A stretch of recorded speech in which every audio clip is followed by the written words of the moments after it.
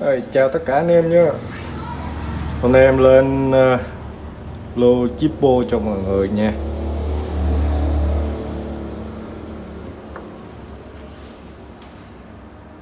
Cây đầu tiên cây Slim ha.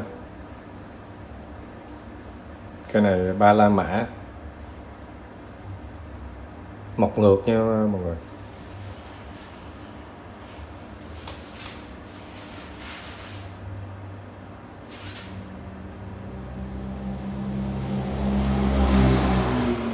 Cây này thì phía sau có xước nha.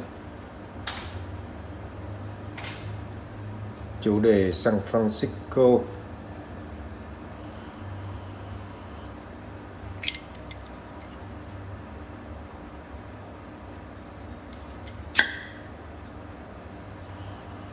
Ruột ba la mã trùng nha.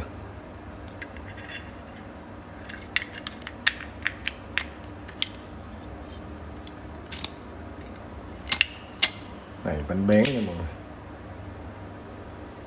Cái này 300 nha.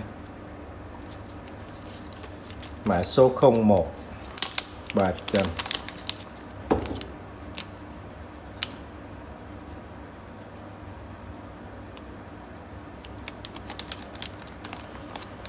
Mã 1 300 nha mọi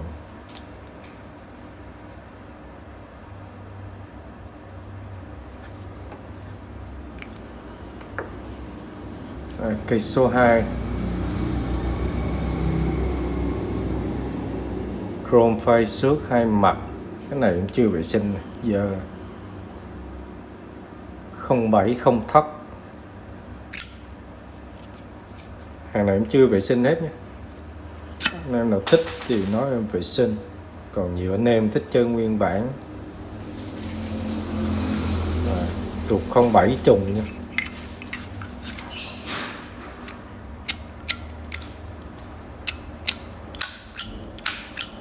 Bánh bén như này.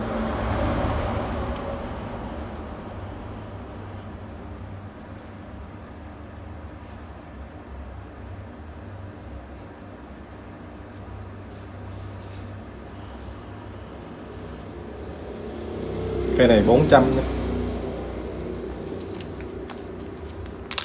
Mã số 02 400.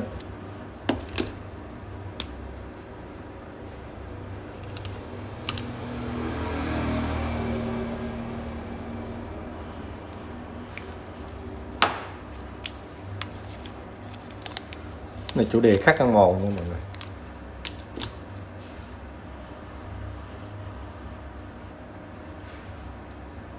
Đây, cây số 3. Cây này là cây bọt. Nó còn cái lớp keo luôn nha anh em.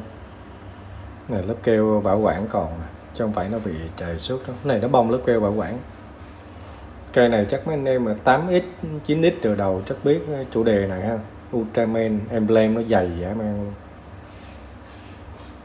Cái này đời 06 nha. Này là cây bạc. Này phiên bản kỷ niệm 40 nè, Ultraman. Này nó lớp keo nha mọi người, lớp keo bảo quản.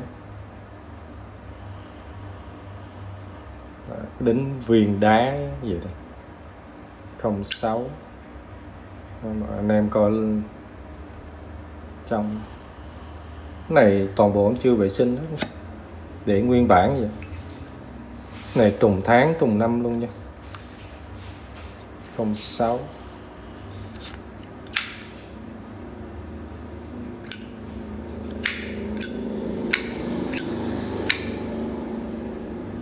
Này khắc ăn mòn, có dập nổi nữa. Emblem zin.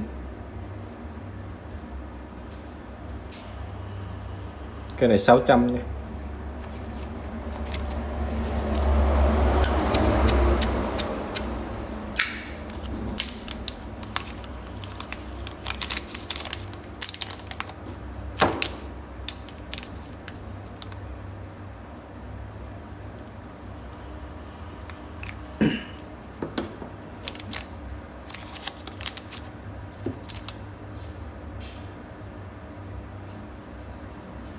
Rồi, cây thứ tư, mã số 04.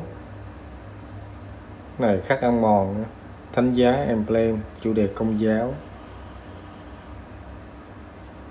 đời 03.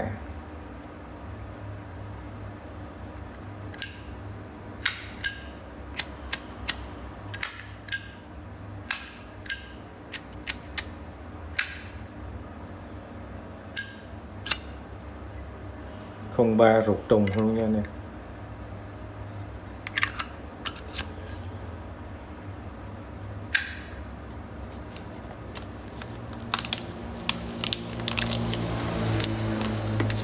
Này 450 nha nè.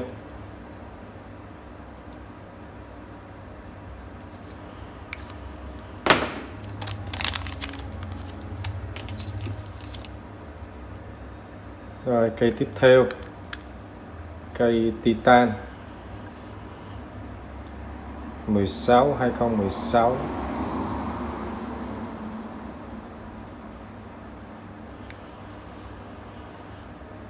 Này còn đẹp lắm.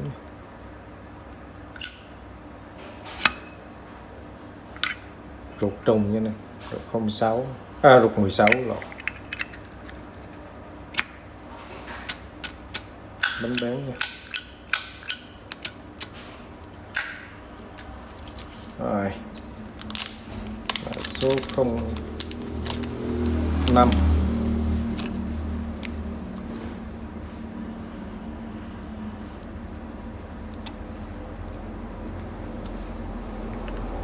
Cái này 420 nhé. Đây là số 04.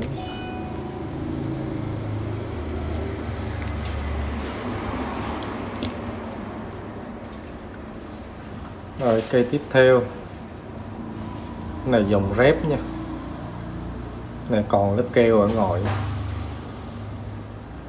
này khắc ăn mòn, zin hãng. Đây mặt hông nó có thêm khắc ăn mòn. Này nó xước lớp keo. Này đời 12, một ngược, bánh xe sọ chỉ. Dòng này thì buồng đốt của nó có 14 lỗ nha, 12 nha, trùng luôn nha anh em.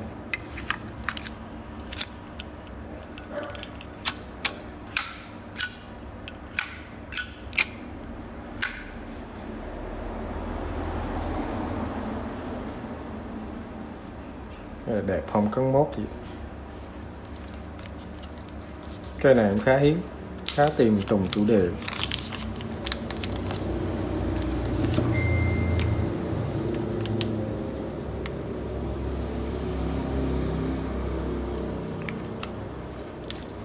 Cây rẹp này 900 nha.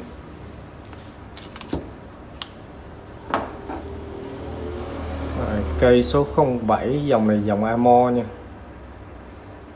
Này lắc kẹp bạc. Này vân caro 3D nè.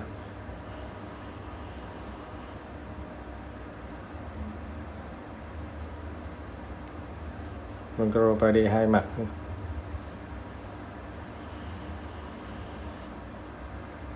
Này nó có dăm nhẹ khó thấy nha.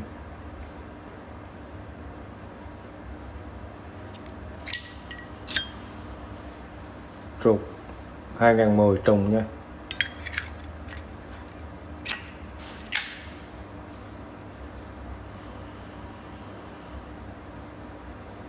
$650 nha nè.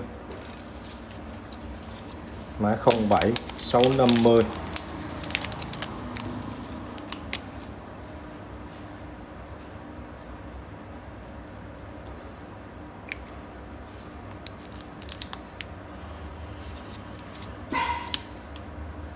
Rồi tiếp theo cũng cây Amo luôn nha. Cây này thì vân 3D luôn nè. Lắc cây bạc, lớp bạc nó có phôi phai nha. Còn tổng thể nó thì cứng cáp liền lạc, không cắn mốt như này. Dòng Amo thì nó dày gấp 1/35 so với dòng regular. 07 trùng luôn nha.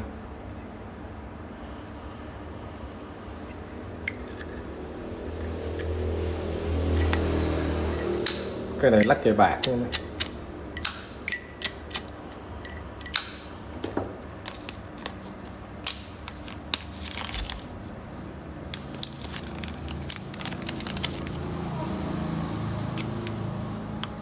Rồi mã 08, cái này em cũng 650 luôn nha.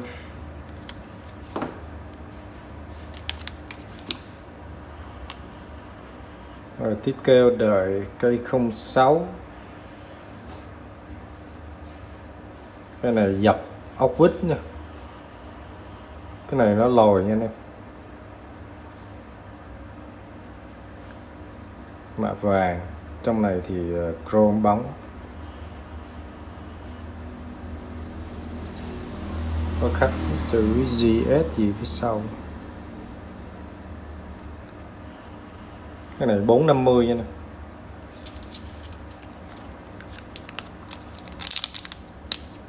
Cái vân này nó nổi nha, dập nổi.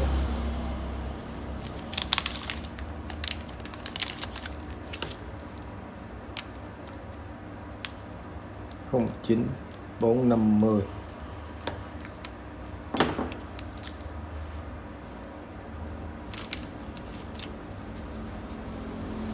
Rồi cái tiếp theo 16 La Mã, chủ đề trái tim trên hãng nha.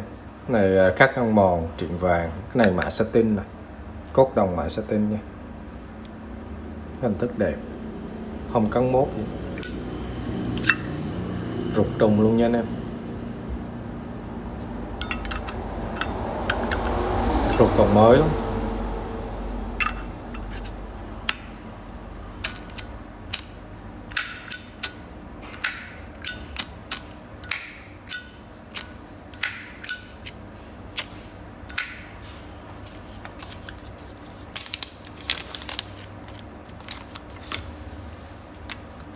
Cây số 10 550 nha nè.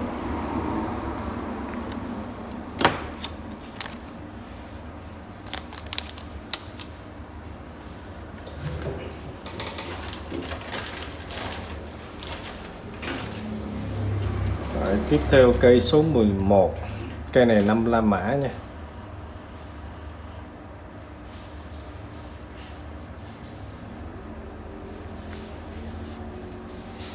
Chủ đề Liberty, khắc ăn mòn nha. Này chrome xước hai mặt. Cái này thì có dăm ở trên nắp nha. Tổng thể đít lồi, tổng thể thì còn đẹp. Anh em nào về gò lại giúp cũng được nha.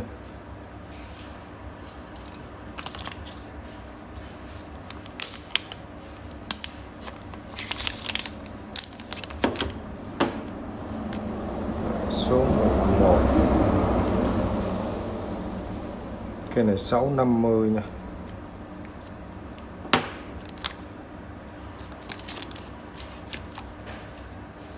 Rồi cây tiếp theo cây vintage nha, 10 La Mã, chrome bóng, khắc ăn mòn, chủ đề Liberty. Này nữ thần tự do ha,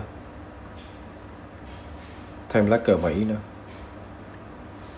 Cái này tổng thể đẹp, không cắn mốt gì hết nha anh em.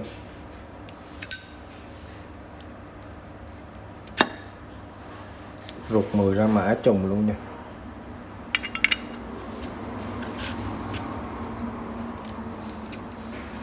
Cái này hết đá.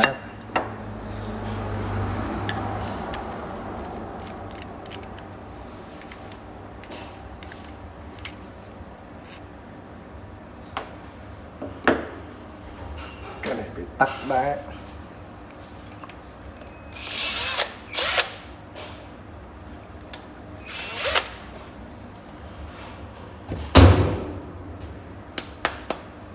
Tay viền đá nha.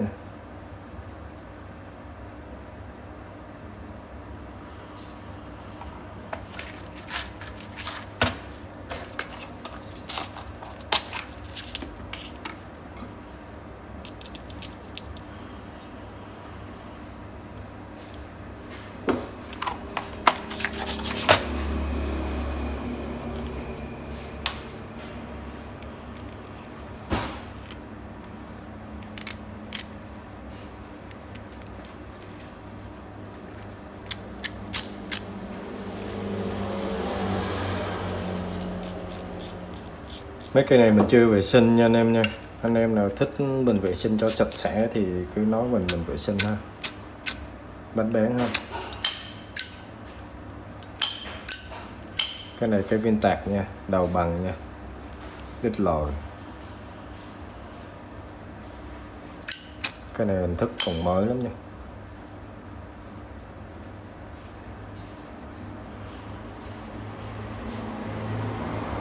Cái này 890 nha anh em.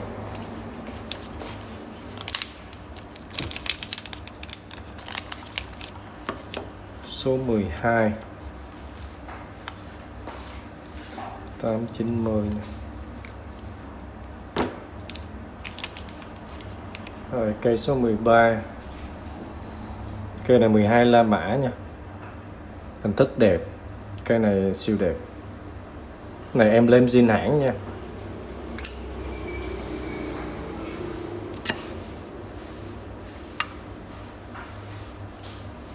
Cây này ruột lệch 1 năm cho phép nha.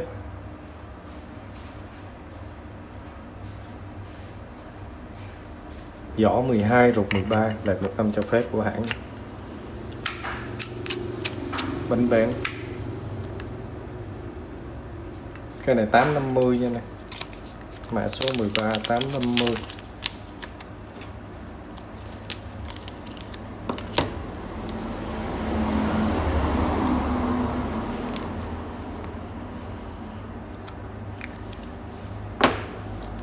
Mười ba 850 ha.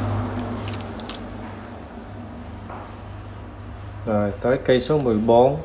Cây này cây solid brass nha anh em. Hình thức thì có cắn nha, cắn nhẹ. Cái này gì anh em gõ được, không mình gõ không được, nếu anh em thích gõ thì cứ nói mình gõ. Mình thì thích để zin. Đấy lồi 9 La Mã. Chủ đề bông lúa kỷ niệm 50 năm nha, 1932 1982. Cái này sử dụng ruột vàng mà nó xước rồi.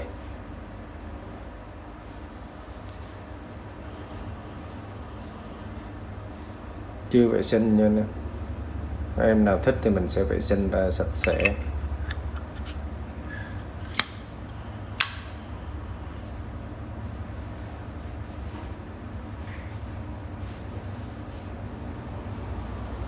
Cái này 990 nha. Đồng thô nha anh em, solid brass.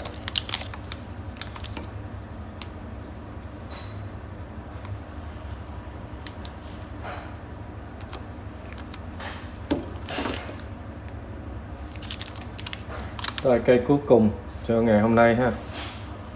Một cây viên tạc chặt góc nha. Đồng thô đẹp.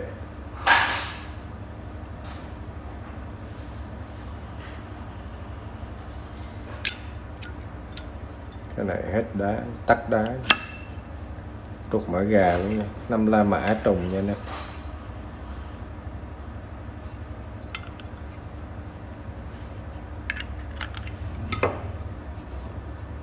Mấy cây này vàng về mình chưa vệ sinh gì hết.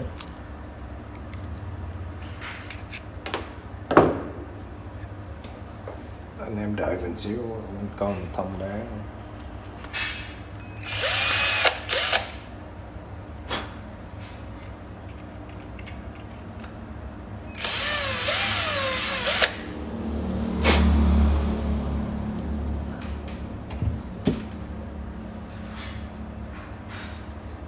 Đây.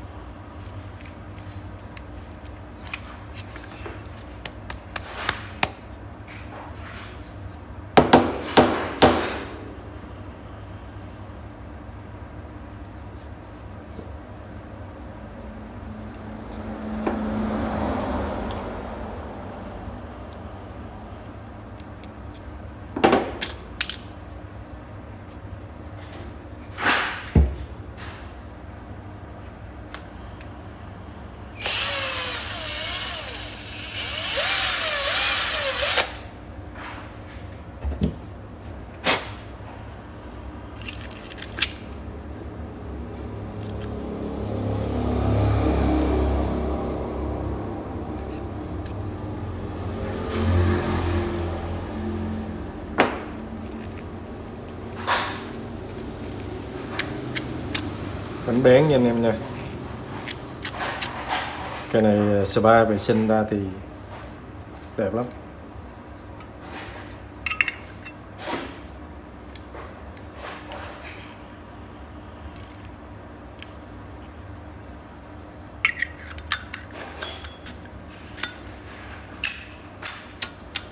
Cái này bánh bén nha.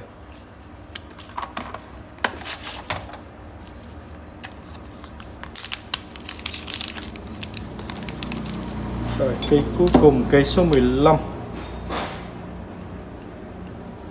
1050 nha nè.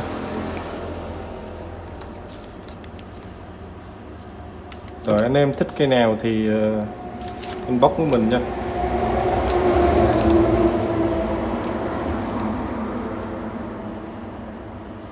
Mình có để số Zalo anh em liên hệ cho nó nhanh. Rồi đỡ tốn thời gian của anh em thì bên mình cọc tối thiểu 100 đi đơn, anh em chịu ship. Đối với đơn hàng mà từ 500k trở lên, anh em thanh toán đủ thì mình bao ship.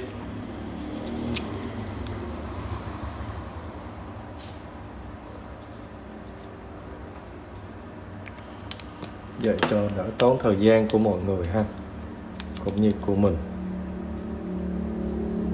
Rồi cảm ơn mọi người đã xem video nha. Có gì ủng hộ mình nha.